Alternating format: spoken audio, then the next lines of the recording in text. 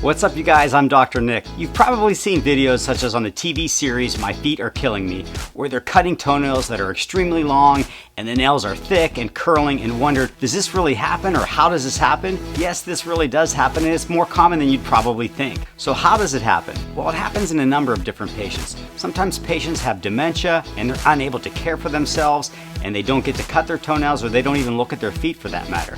Patients in extended care facilities, they sometimes have to wait for physicians to come in to cut their toenails, or even sometimes they're left with family members and they're unattended and no one's really looking at their feet, so they don't know that their nails are getting this long. Homeless people tend to have this problem. Remember, they're living on the streets and they're worried about just finding food and surviving, so they don't look at their toenails. And sometimes patients have disabilities, and when the nails become so thick and deformed, they can't cut them themselves, and they're even too embarrassed to show people, so they end up coming to a physician to have this done. So in this video, you're going to see I'm helping a patient with a disability, and his nails had become so long and curved and thickened, he was unable to cut them, so he had to have a caregiver bring him into my office so that we could cut his toenails for him.